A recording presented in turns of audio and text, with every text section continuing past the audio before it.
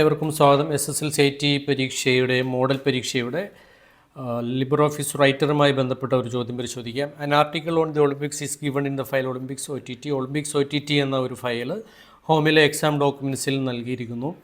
Open this file in LibreOffice Write and create table of contents for the article using table of contents and index option. Table of contents and index option ഉപയോഗപ്പെടുത്തിക്കൊണ്ട് ഒരു ഉള്ളടക്ക പട്ടിക, ഒരു index തയ്യാറാക്കുക എന്നുള്ളതാണ് ചോദ്യം. അതിൽ hints തന്നിരിക്കുന്നത് ഹെഡിങ്ങുകളെല്ലാം തന്നെ ഹെഡിങ് 1 എന്ന സ്റ്റൈലിലാണ് നൽകേണ്ടത്. ഹെഡിങ് 2 ആയി നൽകേണ്ടത് പച്ച നിറത്തിൽ നൽകിയിരിക്കുന്നവയാണ് സബ് ഹെഡിങ്ങുകളായി നൽകേണ്ടത്. ആ സബ് ഹെഡിങ്ങുകളെല്ലാം ഹെഡിങ് 2 എന്ന സ്റ്റൈലിലാണ് നൽകേണ്ടത്. അങ്ങനെ മാറ്റങ്ങൾ വരുത്തിയതിനു ശേഷം ഇൻഡെക്സ് ആൻഡ് ടേബിൾ ഒന്നാമത്തെ പേജിൽ തന്നെയാണ് ചേർക്കേണ്ടത്. അങ്ങനെ മാറ്റം വരുത്തിയ ഫയൽ രജിസ്റ്റർ നമ്പർ _ ക്വസ്റ്റ്യൻ നമ്പറായി നൽകിക്കൊണ്ട് ഹോമിലെ എക്സാം 10ൽ സേവ് ചെയ്യുക എന്നുള്ളതാണ് ചോദ്യം. അപ്പോൾ ഇതെങ്ങനെയാണ് ചെയ്യുക എന്നുള്ളത് പരിശോധിക്കാം. ആദ്യമായി പ്ലേസസിലെ ഹോമിൽ നിന്നും ഒളിമ്പിക്സ് OTT എന്ന ഒരു ഫയൽ എക്സാം ഡോക്യുമെൻറ്റ്സിൽ നിന്നും ഓപ്പൺ ചെയ്യുകയാണ്. ഒളിമ്പിക്സ് OTT എന്ന ഒരു ഫയൽ ഓപ്പൺ ചെയ്യുന്നു. നമുക്കിവിടെ കാണാം ഈ ഹെഡിങ്ങുകളെല്ലാം തന്നെ ഹെഡിങ് 1 എന്ന സ്റ്റൈലിലാണ് നൽകേണ്ടത്. ഇതിൻ്റെ അവസാന ഭാഗത്തും 2 ഹെഡിങ്ങുകളുണ്ട്. അതും മെയിൻ ഹെഡിങ്ങുകൾ തന്നെയാണ്. ഒന്നിലധികം ഹെഡിങ്ങുകൾ സെലക്ട് ചെയ്യേണ്ടി വരുമ്പോൾ കൺട്രോൾ കീ പ്രസ് ചെയ്യുന്ന കാര്യം ഓർക്കേണ്ടതുണ്ട്.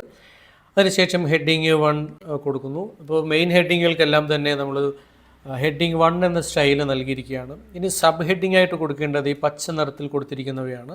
ഇവയെല്ലാം തന്നെ കൺട്രോൾ കീ പ്രസ് ചെയ്ത് പിടിച്ചുകൊണ്ടാണ് അത് സെലക്ട് ചെയ്യുന്നത്. സ്ക്രോൾ ചെയ്യുന്ന സമയത്ത് ആ കൺട്രോളിൽ നിന്നും വിരലൊന്ന് മാറ്റിയേക്കണം കേട്ടോ, അല്ലെങ്കിൽ അത് പേജ് സൂമായി പോകും.